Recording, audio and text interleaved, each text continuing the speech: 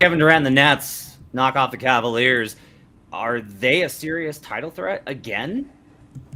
Who's the best team in the Western Conference? Is there the best in the Western Conference?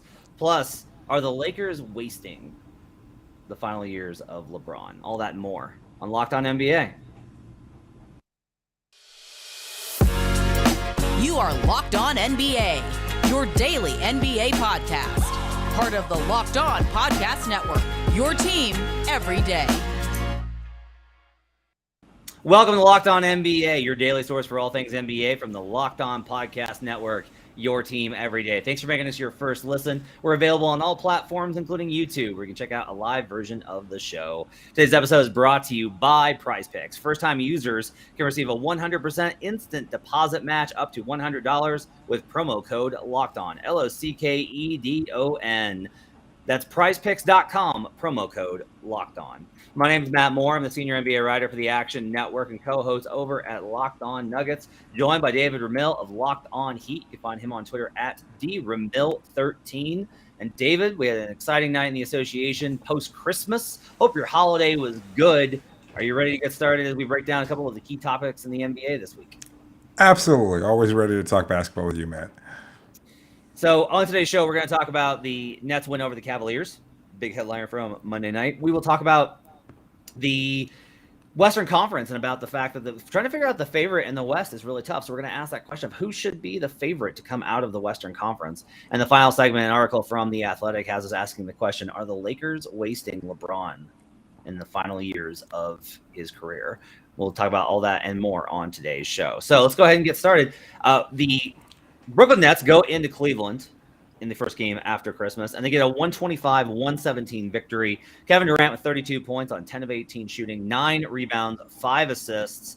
Kyrie Irving chips in 32 points on 11 of 19 shooting, 7 threes for Kyrie in this one, 5 assists, 4 boards for Irving. Ben Simmons, okay, so 4 points, 2 of 5 shooting, 8 assists, 9 rebounds. He was a plus 23, and I can't tell you the defense really did make a difference. Like, his defense, I thought, was terrific against the Cavs. TJ Warren popped in another 23 points on 9 of 14 shooting. They got contributors all over the floor in this one. They had 6 players in double figures for the Nets. Meanwhile, on the Cavs side, Donovan Mitchell just goes 5 of 16 for just 15 points in this one. The defense really bothered him. Darius Garland, however, stepped up and went for 46 and 8 on 14 of 20 shooting, but there just wasn't enough there with the Cavs because even though they shot 48% from the field and 36% from three, the Nets shot 57% from the field and 60% from three. David, like, I've been talking about the Nets for a while now. This is a team I've railed on, that I have called a joke and all this stuff, and it's true. But look, while Kyrie was out, this team was able to find itself, like, when all the attention got off of them, they were able to figure out who they are. Jacques Vaughn is a certifiable upgrade over Steve Nash. I kind of think the Nets are a serious threat to not only win in the regular season, but I seriously think this team can win the title. It'll come down to matchups and a series of other things if they can avoid any more drama, which we know that they're great at. I think that's fair. I don't have a problem with considering them a contender. I mean, you've got an MVP level candidate in Kevin Durant, and I don't think enough people are talking about him. Like, you think of, voter fatigue, right? That's always how it comes down to when it comes to superstars and players that have done it for so consistently. But in the case of Durant, I think there's kind of just a general player fatigue. Like, you're kind of like, we've talked about this before. Like, how do you accept Kevin Durant and where does he fit in terms of his legacy? But he just continues to be so good that you're kind of just like, you ho-hum through these incredible stat lines. You just rattled off that he went for 32 points against a pretty solid defense, and we just kind of come to accept that that's just the norm for him. And he's just playing at an incredible level this year. He's been the steadying factor through all the drama. He just continues to hoop, right? This is just who he is. And he's just been so good, but they're getting these incredible performances from Kyrie, who's weathered the storm. You have so many bench players stepping up, role players, finding their pattern, finding their rhythm in the superstar-led team. And you've got to give credit to Jacques Vaughn. I did not expect him to be the kind of steadying influence that he has been. I don't know if he's done anything in terms of rotations or X's and O's that has made him markedly better than Steve Nash. But at least in terms of managing these egos and getting them to focus on what's most important, basketball, he's done an amazing job. Winning 13 to 14 straight, they're contenders in my eyes. I don't see any reason why they wouldn't be. It's interesting to me that the Cavs got 2 wins versus the Celtics, and then they've struggled. They're 2-1. They're 1-2 versus the Bucks. I know they dropped this one to the Nets. So like there's still a high level of parity. I think it will come down to matchups. What I think is most interesting about this one maybe is that this is a road game in Cleveland. One of the big strengths, or obviously the big strength for the Cavs, is their size, right? They got Jared Allen and Mobley on the interior. The big weakness for the Nets is on the interior, right? And then the Cavs, the other kind of strength for them is their defense. This is the second best defense in the NBA this season, and the Nets hung 125 on them, including 57% from the field and 30% and 60% from three. They shot 60% from three as a team, including 18 made. And a lot of that was Kyrie having a night. Like that's, to me, this is kind without Joe Harris too. Yeah, without Joe Harris. To me, this does kind of get into the volatility, though, right? It's like, yeah, if Kyrie has one of those nights, you're going to lose. Especially, the question is in the playoffs, how many of those are they going to get? I do try and think about it in the playoffs. When you look at a series, how many games can you count on as being like this game, right? Like there will be 2 games in a Nets series, in an average Nets series. It wasn't the case last year with how that Celtics series unraveled from the game 1. But usually you're going to get like 2 games where Kevin Durant just carries you. Like Kevin Durant was the best player on the floor, and you lost because Kevin Durant was amazing. Okay. Can Kyrie get you 2 more? Can he get you 1? If he gets you 1 game where it's like, yeah, Kyrie just went off and they couldn't keep up, the Nets might be able to just find a way to get to that last one with a combination of their switching defense and, you know, role players stepping out. Yuta Watanabe's had a great season. Patty Mills is still there, etc. That's probably like the formula for the Nets, but that it really does kind of, for me, hinge on Kyrie. When Kyrie looks like this and he's locked in and he's in, you know, when he's playing basketball, then he is still a guy that with the underpinnings that they built, this to me is the most impressive thing. It no longer feels like the Nets are being carried by their superstars, which was kind of like how the model was presented. It's just like, those guys are going to do everything. And then there's a bunch of other dudes. It feels like a team, that they have good chemistry. They have good camaraderie. Nick Claxton lost his minutes tonight and had some rough spots, but in general, Claxton's been like DPOY level, right? Yeah. You have, you know, Claxton and Ben Simmons playing at a very high level defensively. You have all these guys that can make plays. So there really is kind of this opportunity, I think, for them to get a win and make a run in the playoffs long term if they can get what they need from Kyrie Irving. What's your bigger concern with this? Off the court issues cropping up, or like in terms of, you know, any other controversies that might stem during the last few months of the season, or injuries? Because I think that's a big concern also, right? There are Kevin Durant injury from completely derailing their season. I know you can say that for any team led by any singular great superstar like Durant, but in terms of off the court versus on the court possibility and potential for injury, which is a bigger concern for you? Probably the off the court, only because I think KD's probably going to have another injury just because he's had them each year since he came back from the Achilles. He's over 30, like he's in his mid 30s. That's what happens. He's got a lot of minutes on him. I think it's okay for him to miss some time, but I think they'll probably weather that. I think that for me, the off court stuff is much more of a concern. That it's game 2, like you're going into game 3 on the road, and it's 1-1, and it's a tense series, and then Kyrie posts something, and there's controversy, right, and it becomes a circus. This team needs to be able to operate. They've thrived when they've been under the radar and focused, and that makes sense. That's where most teams are at their best. So, but I do think this team is not built for the spotlight. That I don't believe that they're built for the spotlight. I think that's when they start to wobble a little bit. So we'll see what happens as they continue to get attention, as they continue to get better and better. But they're still not a team that I fully trust, but they're also not a team I can count out at this point in the season. Where do you rank them in terms of the Eastern Conference? Like you've got Boston and Milwaukee, clearly the top 2, Philadelphia, Cleveland, etc. But they're right in the mix, aren't they? Yeah. So I mean, it depends on how we qualify this as like right now or playoffs. Because if we're talking about odds to win the title, probably 4th. I'd probably put them 4th or 5th, depending on how I feel about the Sixers on any given day. Maybe about how I feel about the Cavs. This is a pretty impressive performance. I will tell you the regular Yeah. season right now, I have a power rating that I use for the betting side over at Action that factors in transition and half court. I have the Nets number 1 in the NBA right now. Like, that sounds crazy, but that's where the numbers have popped out. That's just a model projection. So I think that they're still underrated. I don't think they will be forever given their market and their stars, but Yeah. there's something really dangerous. This is a dangerous team. They're 2 games back of Boston. Like, who would have expected that? Crazy. It's crazy. It's crazy. After all that, Boston's still, but we'll see if Boston can right the ship after that blip that they suffered. So we looked at 2 contenders in the Eastern Conference with the Cavs and the Nets. In the second segment, we're going to take a look at the Western Conference and ask the question, who should be the favorite? We'll talk about that when we return on Locked On NBA. But first, I need to tell you about Prize Picks.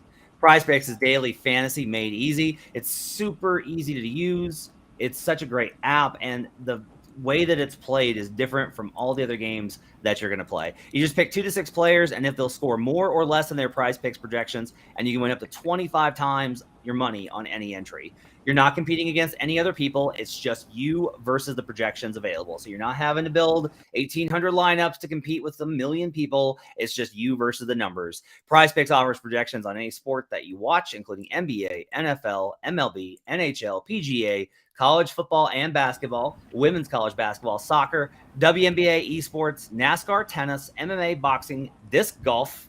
Nothing I like more than a good disc golf prop. Euro basketball, cricket, and more. Entries can be made in 60 seconds or less. It's just that easy. And they offer safe and fast withdrawals. They're currently operational in over 30 states and Canada. Download the Prize Picks app or go to prizepicks.com to sign up and play daily fantasy sports. First-time users can receive a 100% instant deposit match up to $100 with promo code LOCKEDON. If you deposit 100, Prize Picks will give you 100. If you deposit 50, Prize Picks will give you 50. Don't forget to enter promo code LOCKED ON at sign up for an instant deposit match up to $100. Prize Picks is daily fantasy made easy. We'll be right back on Locked On NBA.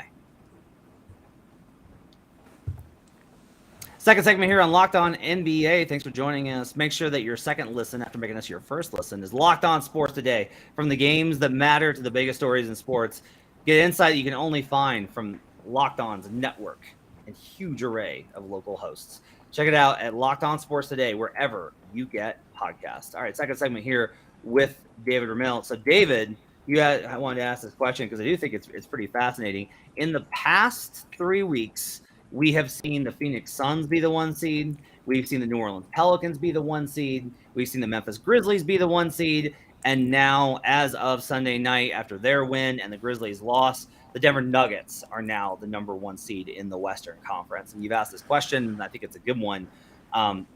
Who should be the favorite in the Western Conference to win it this season?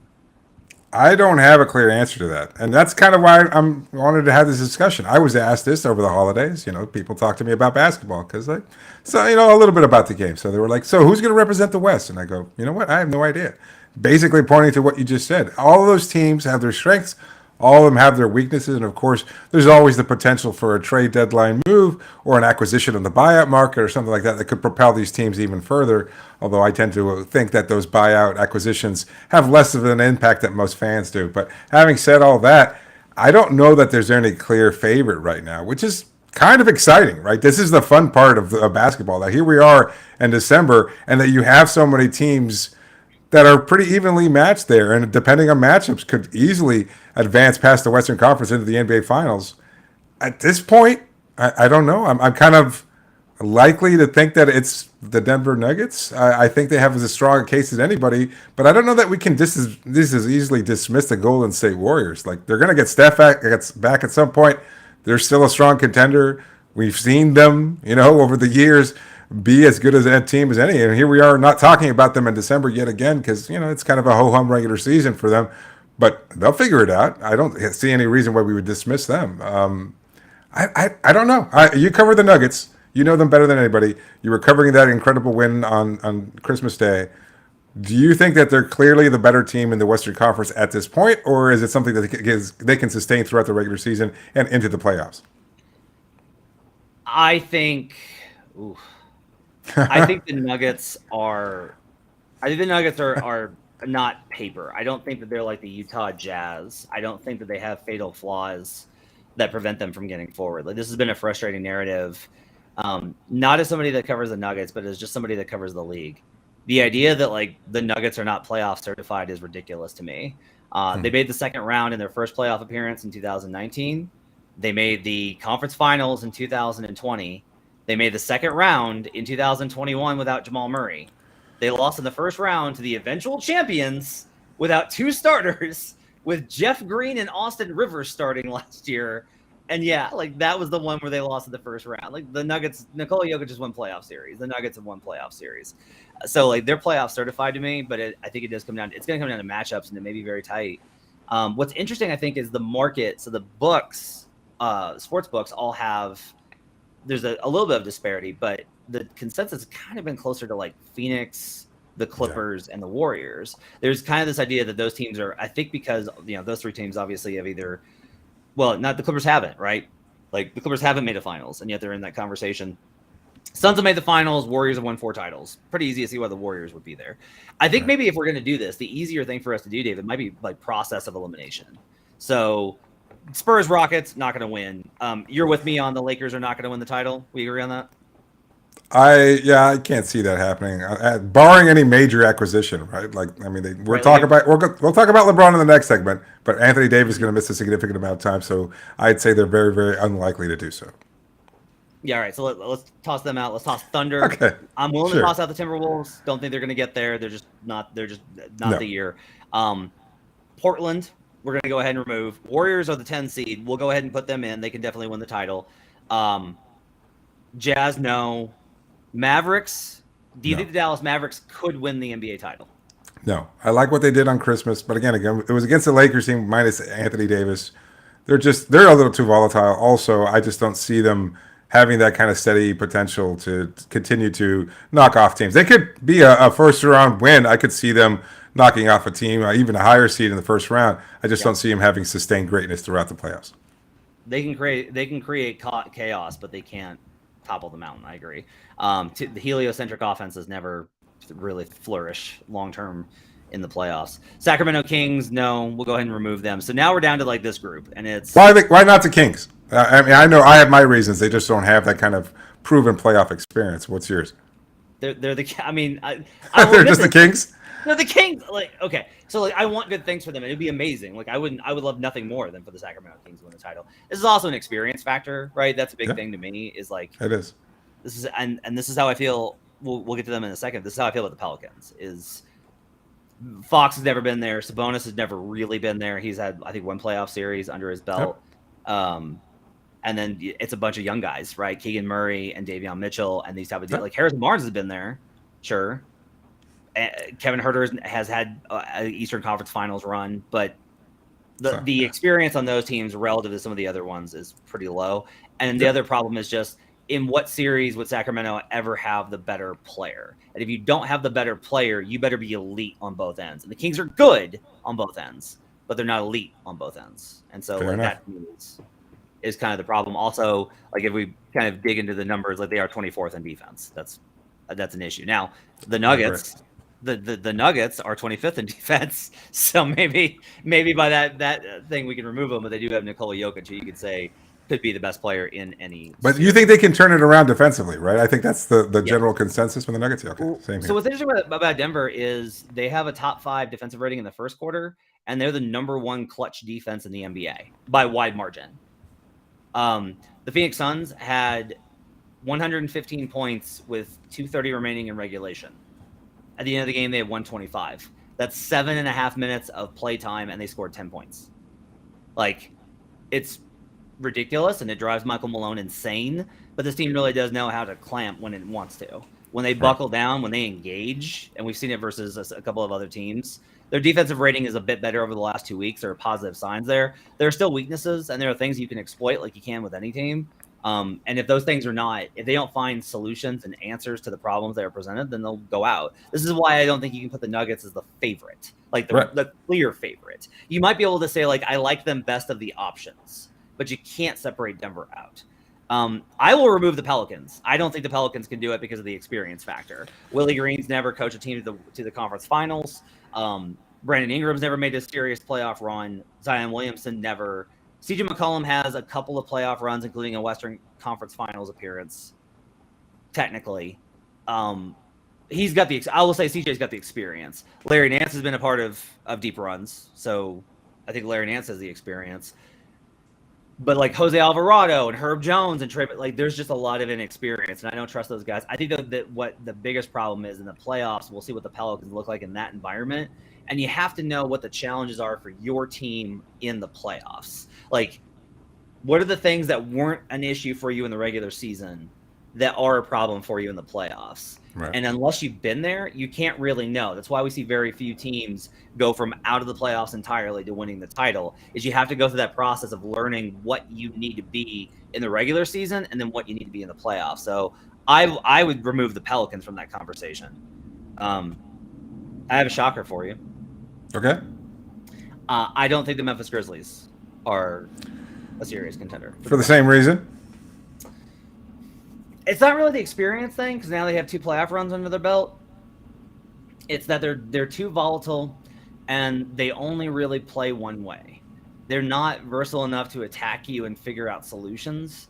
If a team is able to grind down their pace and keep them out of transition, where they can't just run the ball down your throat, right?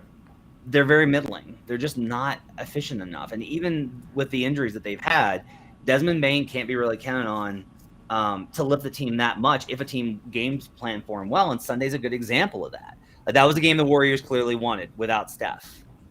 Like, without Steph, they wanted that game because Memphis has talked so much. And they were able to neutralize Bane, and Ja couldn't really do anything, and Jaren's not at a point where he's dynamic enough to dominate. So, for me, like, there are still ways that there are counters for Memphis that they don't have an answer for. And so I don't think Memphis can be in that conversation. So you're down to basically the Nuggets, the Suns, and the Clippers. And the Warriors.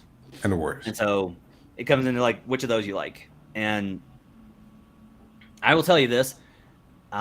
We have to project health for all of them, right? You can say, like, there's varying degrees of health. That's fair. But if we're going to do this, I think you have to be like, if they're all fully healthy, or at least if their major stars are healthy and they have, if they have like 4 or 5 starters and their 2 most important starters. Sure. To me, the favorite should be the Clippers. Barely got by a Pistons team tonight. Have not been impressive at all this season. I just continue to look at this team with a combination of Ty Lue's coaching, what Kawhi brings, what PG brings, guys like Batum, guys like Ivica Zubac, who's playing great. They have a lot of versatility. They have guys that have not played well this season that can play better. To me, the team that's probably overlooked right now the most, and that I actually trust maybe the most, is the Los Angeles Clippers with Kawhi Leonard. It's a good point. I mean, look, they've got the championship experience. They've got the coaching and the player side of thing. And I think that matters a lot. And look, all the questions about Kawhi's health, those get wiped out basically during a playoff series for the most part, because, you have rested between games. He can recover. He'll be available mostly. He could sit out a game here and there if they're dominating a series. It makes a lot of sense. I've gotten so used to not counting on him being fully healthy and having these playoff runs aborted to some degree. So I don't know. I'm just not sure that I feel confident. Denver looks like a strong push right now for me. The Warriors, again, as I said before, but I'm also concerned about the Warriors, like whether or not they have the emotional endurance to go through another finals run. Like, they put so much energy into last year to prove that they could still do it, that they could weather those rebuilding seasons where they had those high draft picks and they had those injuries to key players. Can they do it again for another season? It's a really tough place to be. It's something that a lot of fans don't consider, is that you just kind of see the talent, you see the names on the roster, and you go, okay, yeah, they can duplicate last year's success. So much has to break right. And if they're down in the series, if they get punched in the face early on in the series by a Memphis or any of these other young up-and-coming teams, can they weather that storm? I'm not so sure that they can. So it's something to consider there. But I like the Clippers. It's a good name that I don't think anybody's talking about, mostly because of their last lackluster regular season. But they have all the pieces in place that you kind of want to see out of any team that you're labeling a contender. Sunday was great to watch the Suns up close, because there's a couple of things that really stand out.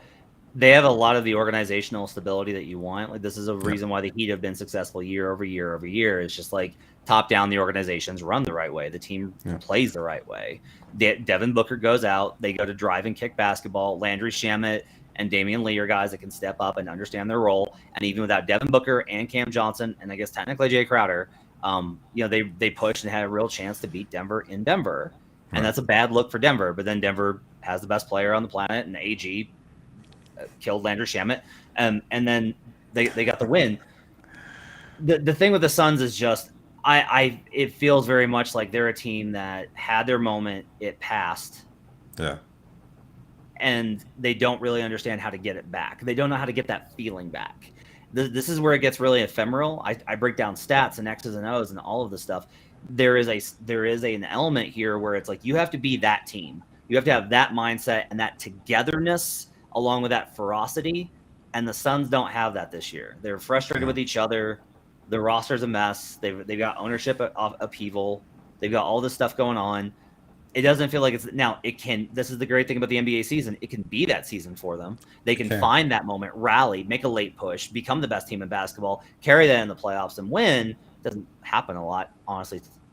Statistically, it's late season performance isn't highly correlated with title success, but like that can happen for them.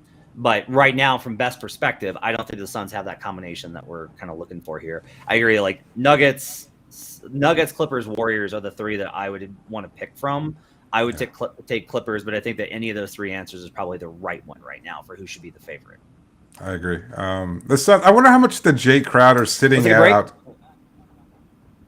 Nope. I was just wondering how much is the Jay Crowder sitting out the season kind of take some of that emotional oomph out of the team, right? Like to have a key player, a player that at least is part of the emotional stability of that locker room to say, you know what? I have my own interests at heart above those of the team. I wonder how much of that kind of derails everything that they've got building over the last couple of seasons. I think it's more of like you need somebody to provide that, and there's nobody to really provide that, right? Like you need somebody who's got that. I'm gonna say it, who's got that dog in them, and like Jay Crowder, for better or worse, like he's always barking, but he does he plays hard and he gives your team confidence. And I think that they're in a place where they don't really feel like they know who they are. Like Mikal Bridges is not a superstar. He's just a really good role player. And DeAndre Ayton, everyone's always yelling at, so he can't be a leader. Chris Paul's 37. Like Chris missed mid-range jumpers off of the pick and roll, off of drop coverage last night. And I was like, oh no. Oh, Mighty Casey has struck out. Like that's how I felt watching him, where I was like, those have been automatic for the 15 years I've been watching this guy. God, going on more than that now, 17 years. So, they need Booker to be that guy, and he obviously was hurt, and that's going to have to be the case. But then you go into the other thing, which is the strength used to be the Suns were so good collectively, and Devin Booker was awesome. And it's transforming very slowly into the Suns are awesome because Devin Booker's awesome. And once you're in that zone, you're basically Dallas. And that's not where you want to be.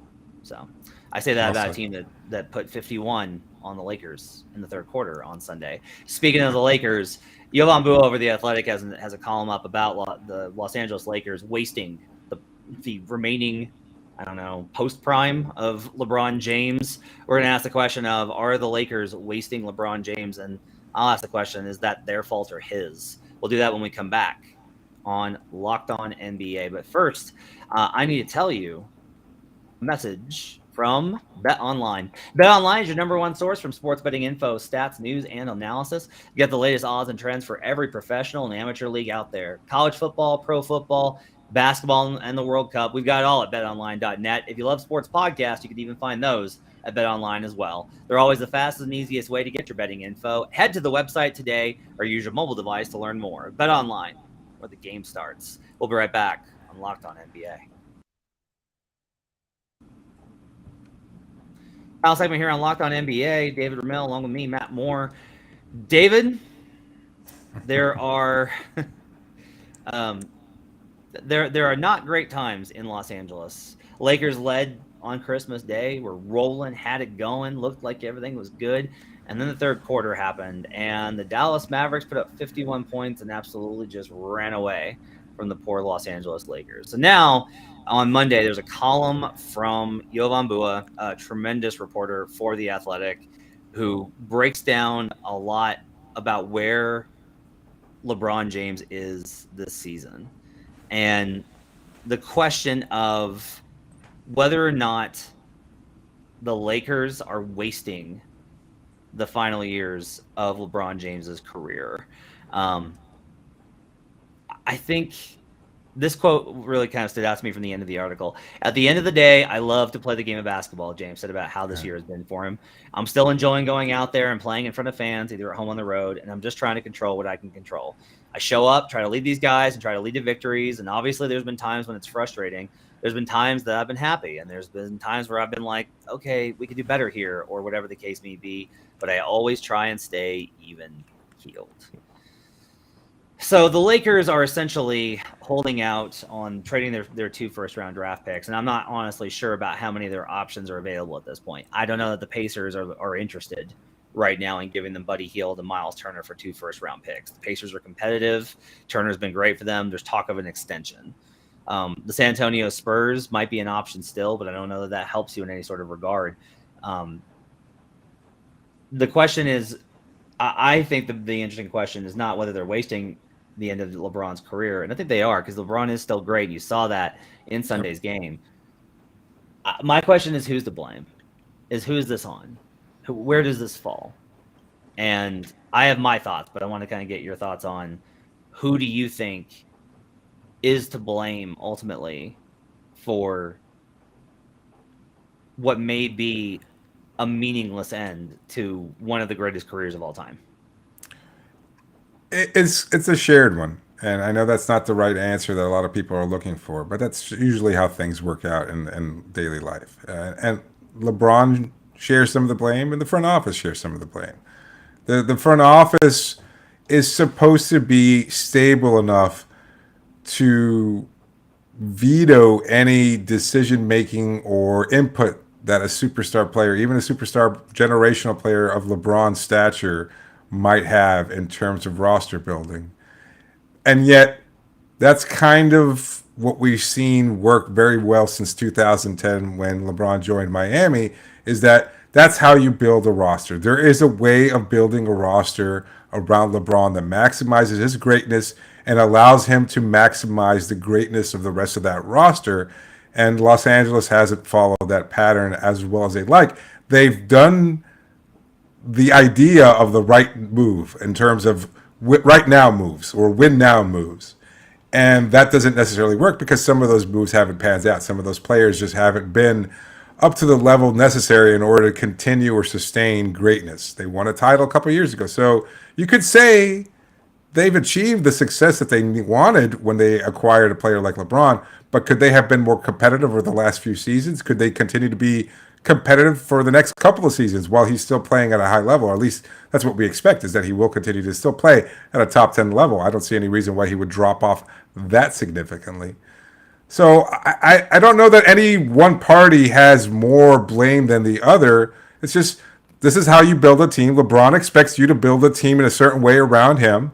The Lakers front office did it, and it just hasn't worked out that way. So that's why I say both parties share the blame. Now, I'm curious to hear your thoughts about it. I think you blame LeBron for most of the fault of the lack of success.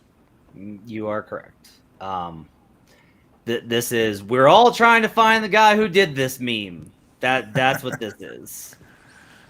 Look, LeBron went to Miami because he wanted to win a championship. Pat Riley put those rings on the table and had him buy in around a foundational superstar who had already won a title.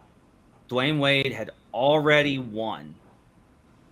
And the Heat had an organizational culture that Riley has had honed, has continued to hone, that is built by guys like Andy Ellisberg, Adam Simon, Eric Spoelstra. There is organizational strength there, which was everyone does their job. Right. And LeBron said, yeah, but what if I did your job too? And took his talents back to Cleveland because I believe he really thought he'd learned. I've won a championship, so I know what it takes. And you could say, Matt, he did win a championship. That's true. He did win a championship because of the greatest comeback in NBA history after all of the things that happened. And look, I think that LeBron, I'm not an anti-LeBron guy. I've been pro-LeBron for the duration of his career. I think that you can assess him in a multitude. My biggest frustration is that the conversations with LeBron always seem to be binary. He's either a paragon of virtue or an overrated blowhard. Malcontents, yeah. Yeah, and I'm like, guys, he built a school for kids in Cleveland to get them in Ohio to get them the entire way, and then pays for their college. That's incredible.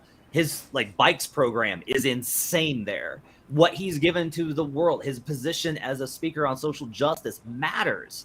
He's also the guy that almost completely lost Kevin Love, that had to get him back under the fold, that has made several trades that were highly questionable. Cleveland, I think they made a series of bad moves that he wanted that just happened to work out because honestly, he was that good. And the East was that bad, was also part of that equation. Then he goes to Los Angeles and he tries to do it again. He trades all of those young guys. Now, look, I was never high on those young guys. I wasn't high on Brandon Ingram. Still, honestly, not. Wasn't high on Lonzo Ball. I'm higher on him now, even though he's hurt. I always like Josh Hart, who's having, by the way, a great season for Portland. Killer rebounder, Josh Hart. But they trade all that and you go all in for Anthony Davis, and you don't really take any sort of approach to team building. And the Lakers had done nothing. This is the biggest thing that I said. The Lakers had done nothing to have earned LeBron signing there. It wasn't I want to be part of a great organization. They had been a dumpster fire since 2012. It had been 6 years of the worst stretch in franchise history. They hadn't turned a corner. It was simply he wanted to be in Los Angeles for his production company and play for the Lakers because everybody wants to play for the Lakers. And that's fine. But the biggest thing is that LeBron just tried to will this to happen. And it did. It happened in 2020 and they won the title. And I totally understand anyone that says that no matter what, it's worth it because they won the one title. I don't even necessarily disagree with that. There are so many franchises without one. How many teams have had great, continued, sustainable success, 0 titles, and are not on the NBA landscape? So it's you eventually have to make some of these types of moves, and you do kind of liquidate these things. But the story has gone pretty consistently that they wanted Russell, they wanted a third star, and I think I personally, this is an interpretation, subjective, this is not reported. I think LeBron looked at Anthony Davis and was like, look, AD can't play 70 games. We're never going to get 82 out of him. We're never going to get 70 out of him. You got me, get me another guy so I don't have to play 70 because I'm 38. I can't do this. And so they go, okay, who's out there? What about Russ? Yeah, let's go get Russ. So they trade Kuzma and they trade KCP. They trade pieces that helped you win a title to get Russell Westbrook, even though everyone was like, this is not a good idea. And then they're so frustrated that they want them to liquidate more picks to move him. There's a piece in here from Bua where he says, reinforcements via trade would obviously help, and the Lakers are still evaluating their options on a dormant trade market. At the same time, it becomes increasingly challenging to justify trading a first-round pick if the group continues to struggle. The front office doesn't want to compound its previous mistakes with more win-now moves. Right. My question would be where do you think you're going? It's only going to get worse. So, but doesn't that Westbrook trade kind of seem like a microcosm of what I was saying? It's LeBron saying, I need a third star because I'm no longer that player and AD's not going to be healthy enough. And it's the front office saying, that's a great idea. Let's screw the pooch on it and get the wrong player that kind of fits the mold of what you're asking for. That's what I'm saying is that I think both of them are to share the blame in this. Yeah, I agree with that. Yeah, and I agree with that point. I think the kind of last thing on it is this team actually had opportunities along the way. Marc Gasol was playing great for them. The first part of their 2020-21 campaign, they were still the best team in the league as the defending champion. And then they got hit with injuries and they panicked. And AD wanted Drummond was the word that everybody said. So they brought in Drummond and they start him over NBA champion and former DPOY Marc Gasol. And they basically alienate and end Marc Gasol's career. Because again, this is part of the issue. You're either in LeBron's group or you're not. Look at how many guys from Clutch are on that team and how many of them are not good NBA players. This is where I have a hard time blaming the front office, David, is I don't know who's running things, the front office supposedly or Clutch Sports. So. That's fair. That does skew things more in towards LeBron's camp or his decision making circle, whatever you want to call it. it's probably more heavily onto LeBron's side of things because he does have such a powerful voice. Not just him, but that inner circle that we're talking about. So it's not an easy conversation, and he's just not that good enough either, where he can carry a bad roster the way he did earlier in his career. He's not. I mean, he's not as capable. More teams understand how to limit what he can do, and he's older, and he's struggling with injury for the first time in his career. So that's a difficult pill to swallow. And look, he's making the transition now. So I don't think they're going to win a championship this year, as we talked about earlier. I don't see him winning a championship at any other point in his career. So to say that they've wasted it, I mean, you could change the question and rephrase it and say, are they wasting Anthony Davis's prime? Again, they won a championship, but knowing now that he's playing as well as he does, and yes, he's going to miss time. I know a lot of Lakers fans are frustrated that they're getting this kind of performance from AD and that they're not able to capitalize it, that they weren't able to make the right moves. And maybe that requires them to make those win now moves that Buo was talking about in his piece. But I mean, I don't know what else the option is. You don't know what's going to happen 5 years down the road. Sacrifice whatever draft picks you have to for the immediate success that you might be able to achieve this season and beyond that. This is unrelated. I just have a question for you as a Heat guy. All right. Okay. Are they going to retire his jersey? Yes. That's good. Because I think so. I will still maintain that is the best I've ever seen him. And honestly, it's a credit to the Heat organization, honestly, that they not only withstood the hurricane force winds that come with him, but they managed to survive after and thrive, right? Like it's the stability. I have a lot of respect for the Heat organization. You said it. You said it best. I mean, everybody talks about Heat culture as a branding thing, and it's a pain in the ass. And I hear the jokes all the time. The accountability, the structure in that organization. You have people like players join that team, and they're like, I talk to guys that have been here 15, 20 years because that's just like from marketing, PR. There's a stability there. The same staff that was there when Pat Riley joined in 1995, still there today in 2022. That matters. Let's wrap it up for Locked On NBA. Thanks for joining us. Make sure to tune in tomorrow for Jake Madison and John Corrales. And stay with us all throughout the week for more coverage as the NBA season rolls into the new year as we get into the meat of the NBA season. Thanks for joining us. You can follow David on Twitter at DRamil13. I'm Matt Moore. We'll see you guys again next time.